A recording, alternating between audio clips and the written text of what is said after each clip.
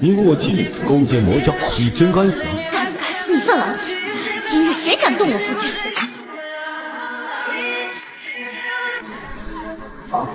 苏清月，你的道理，他很爱你，愿为你得罪整个天下。可就这样的他，在不久后用保护你的剑将你杀死。清月，我夫君以半步元婴之境，宗主之下第一人，何须勾结魔教？是你们眼瞎，还是心里有鬼？放肆！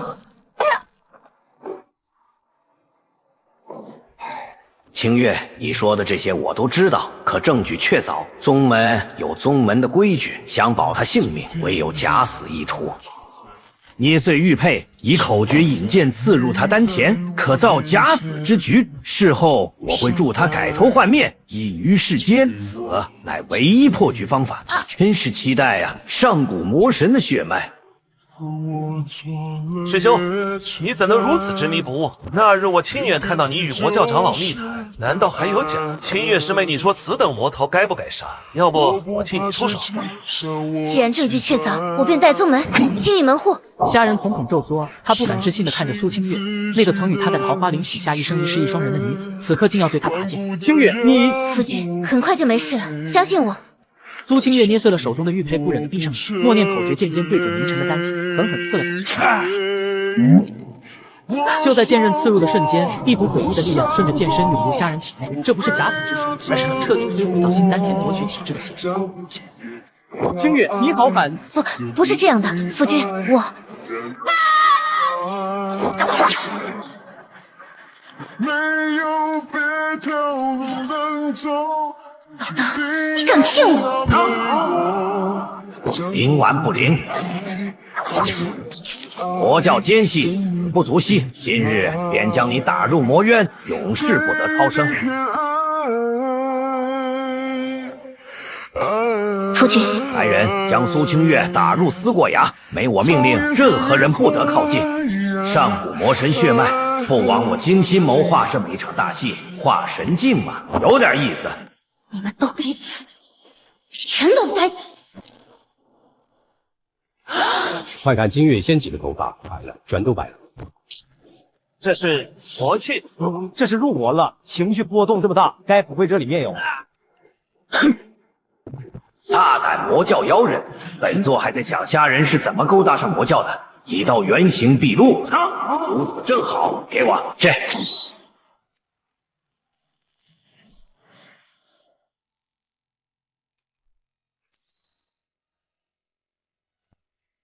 可惜没能直接镇杀，掉入魔渊虽十死无生，保险起见，还是派人去检查一番。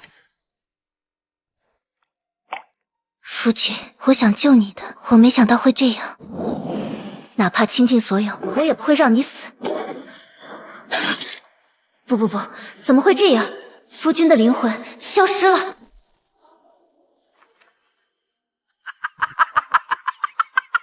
苏清月笑了，笑得癫狂。他们不让我们在一起，我便陪你在这里，我会守着你，一直守着你。从此，青云宗少了一位清冷仙子，魔渊中多了一个抱着尸体日夜喃喃自语的疯魔女子。而在魔渊的某处，一团漆黑如墨的光团正疯狂蠕动，隐约已经看见了人形，那是上古魔神血脉的本源之力在帮他重铸肉身与魔心。虾仁的意识在混沌中沉浮，时而是青云宗主那只推他坠渊的手掌，时而被楚风伪善的面孔灼烧，更多时候是被苏清月刺枪的画面刺痛，在他脑海里反复浮现。每一次疼痛加剧，他体内的魔气便更成一团，原本属于青云宗天骄的红色灵力彻底被冰冷暴力的魔气取代。青云宗苏清月，我从地狱中归来了。是他。夫君，你的身体好病，是不是今日风太大了？只见白发女子对着一具尸体轻声呢喃，缓缓将其拥入怀中，试图用自己的体温温暖那片冰冷。这是我昨日从魔渊外围采来的草药炼制的，虽不是什么稀罕物，但吃了总好过饿着。你怎么不吃？吃啊，你快吃啊！夫君，你是不是还在怪我？一定是这样，是我亲手杀了你，你怪我是应当的。我该死，我真的该死！他们都在骗我，全在骗我。他絮絮叨叨的念叨，时而痴痴发笑，时而崩溃痛哭，泪水砸在那具尸身上。偶尔有魔渊中的妖兽逼近，他便像负载的猛兽般将尸体死死抱在怀中。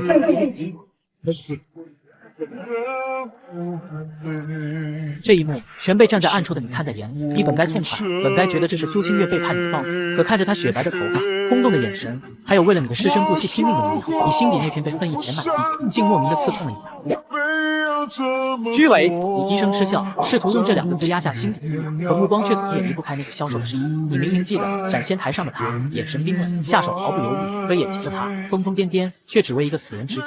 就在这时，苏清月忽然抱着人偶站起身，轻声唱起了一首歌。那是当年他们在桃花林结契时，他在凡间学来的。他的声音沙哑，断断续续，却一字一句拨动你本已死寂的心。苏清月说：“不离不弃的是你，亲手将我所有希望磨灭的也是你，杀死我的也是你，现在这又算什么？”你看不懂苏清月了，更看不懂自己此刻复杂的情绪。复仇的计划可以从青云门开始，而苏清月这诡异的疯魔，或许是他新的伪装，亦或者……你不能再被这个女人影响，哪怕她此刻看起来如此让人心疼。父亲，我好像看到你了，你是不是从天堂回来接我了？可我这样的人只配下地狱。我想下去陪你，可我不知道该怎么面对你。他喃喃自语，眼中闪过一丝短暂的光亮，随即又暗淡下去。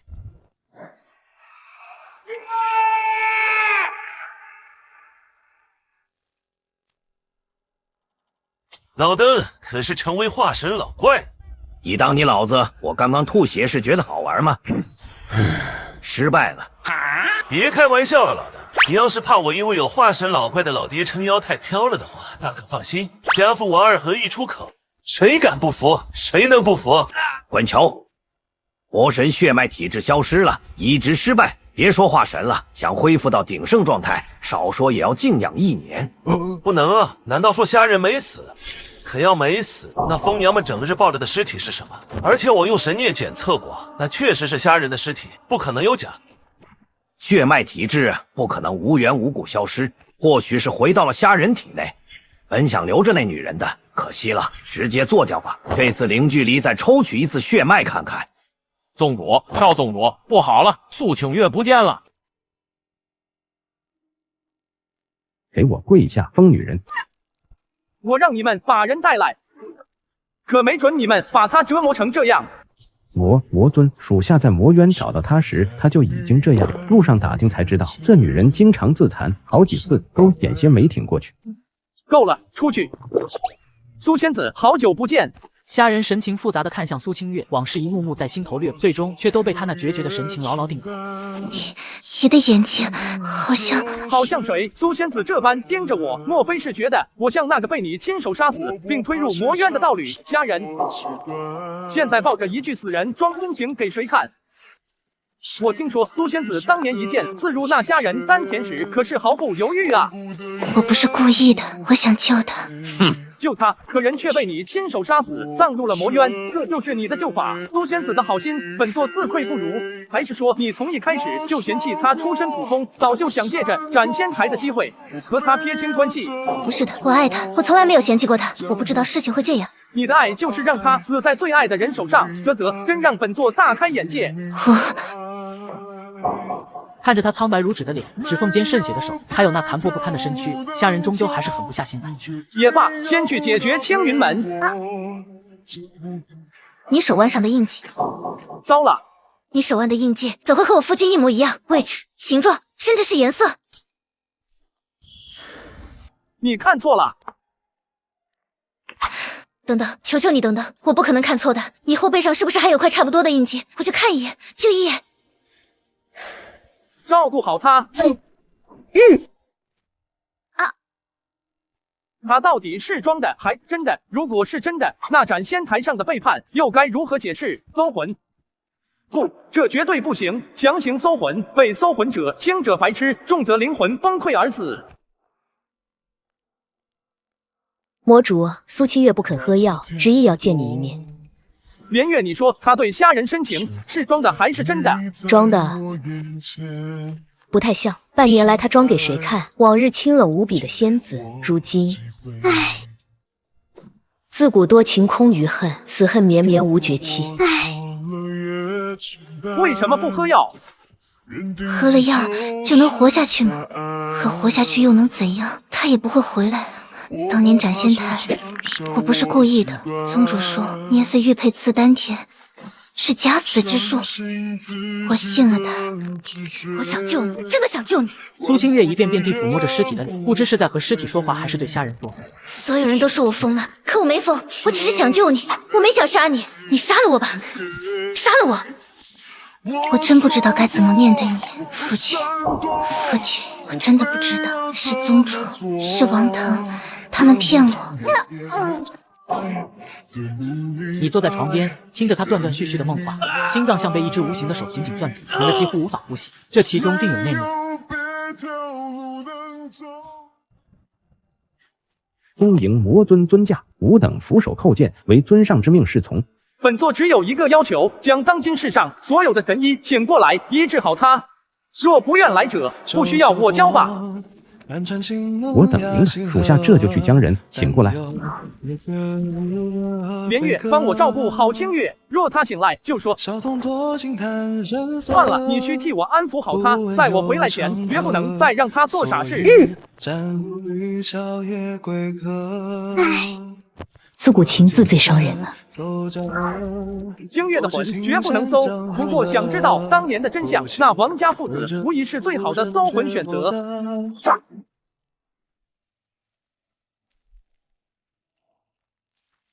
你是谁？竟敢擅闯青云宗，打扰本大爷的雅兴！你可知我爹是王二和？王腾可还认得我？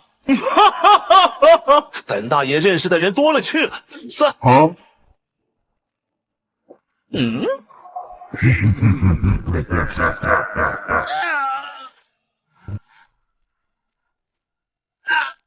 侠人，你不是死了吗？不对，我亲眼所见，而且用神识探查过，你绝不可能是虾人。有点意思，竟敢冒充魔门奸信，你信不信本大爷一支穿云箭，千军万马来相见？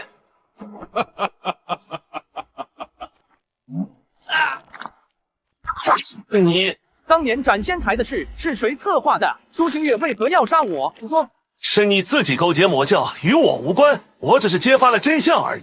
至于那疯女人，谁知道呢？真相，好一个真相！那就让我看看你的真相是什么。搜魂之痛比灵翅更甚，王腾发出凄厉的惨叫，尸骸里的记忆被强行抽离，一幕幕清晰地呈现在虾人眼前。青云宗门王二和为了得到他的魔神血脉，特意设计假死玉佩的骗局，一幕幕真相在尸骸里闪过。虾人周身的魔气越来越盛，几乎要凝成实质，眼底的恨意如滔天巨浪，仿佛要将整个青云宗彻底吞噬。他终于明白，苏清月的疯魔，他这数年来的痛苦，全都是这对父子精心布下的阴谋。设计陷害我，勾结魔教，让我妻子亲手杀死我，导致其疯魔，以及我的误解，你们父子俩真该死啊！侠人，我父亲可是元婴大圆满的强者，你若杀我，你的下场绝不会比我好到哪去。放了我们之间的恩怨一笔勾销，你也不想？不想什么？我可太想了。现在攻守一行了蠢货，我们之间的恩怨确实该结了，不过不是勾销，而是清算。还有一件事，杀你，你把我想得太善良了。别急，很快你们父子俩就能再翻那团剧。问魂幡，侠人，你还说你没勾结魔道？我爹是正道魁首，我让我爹替你洗白，我对你有用你。翻来。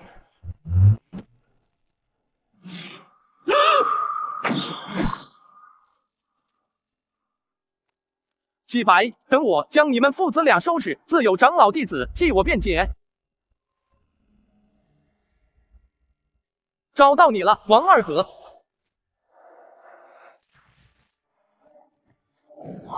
魔主，苏小姐快不行了，所有的医治办法都试过了，但效果甚微，恐怕……清月，等我。天地囚龙，风。现在整个青云门许进不许出，好好享受这最后的时光吧。虾人跪在榻边，指尖颤抖着想去碰苏清月的脸颊，却又怕碰碎了这失而复得的虚影。清月，是我错了，不该怀疑你，更不该那样伤你。我混账。能再见到你，我已满足了，夫君。清月，尊上，七月姑娘的本源早已枯竭，这些日子全靠见你一面的执念撑着。如今心愿已了，恐怕撑不了多久了。没有恐怕。清月，你撑住！你说过要与我一生一世一双人，我这就带你找最好的神医，一定能救你。尊上，他已经是当世最厉害的医者了。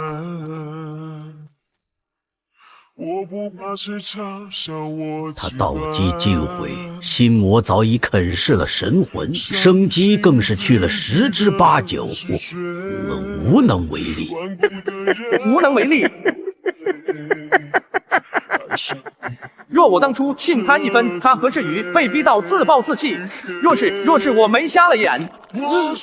连月小姐，国尊这是要入魔了。他只是累了，想毁了这一切，然后陪着清月姑娘殉葬。什么？能救能救，国尊你先别激动，我想到办法了。你说什么？只要能救清月，无论什么代价，我都愿付。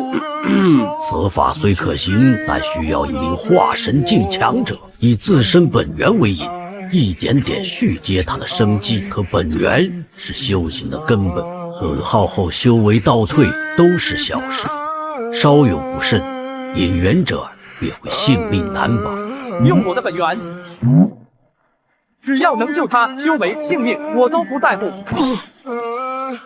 黑色本源的光晕刚触到苏清月的身体，她紧闭的眼睫突然剧烈的颤了颤，原本毫无起伏的胸膛微微起伏，像是从无边黑暗里硬生生挣出了一丝微弱的意识。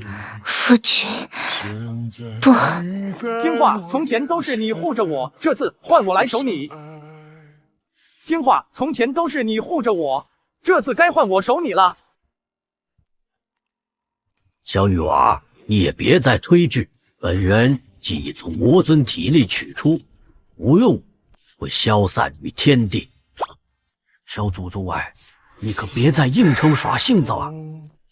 你要是出事，咱们这一屋子人有一个算一个，全得给你陪葬。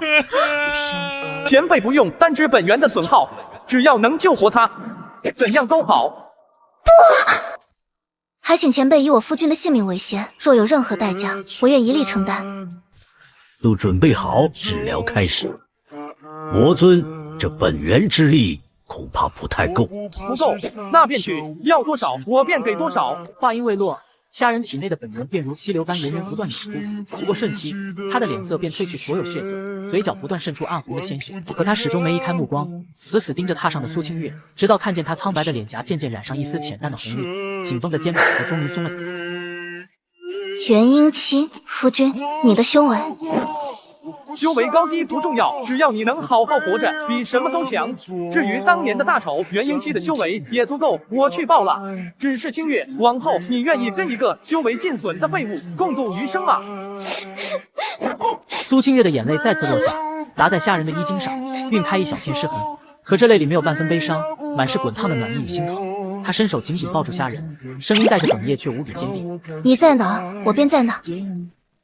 3日后，晨光漫过青云宗的山门时，虾人牵着苏清月的手，一步步踏上了熟悉的石阶，缓缓回到了这座曾承载他们无数过往的宗门。宗主，不好了！下人他和苏清月杀回山门了。虾人，他竟还敢回来！腾儿的失踪定与他脱不了干系，正想找他算账，他倒主动送上门来了。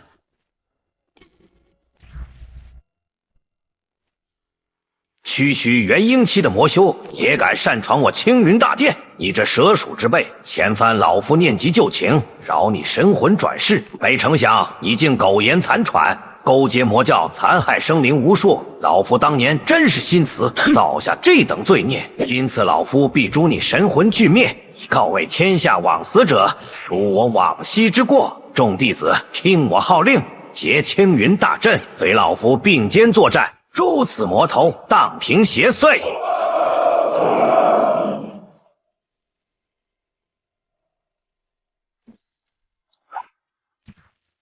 王二和，你所谓的念及旧情，就是暗中陷害我夫君，夺走他的血脉体质，害得我们夫妻反目成仇。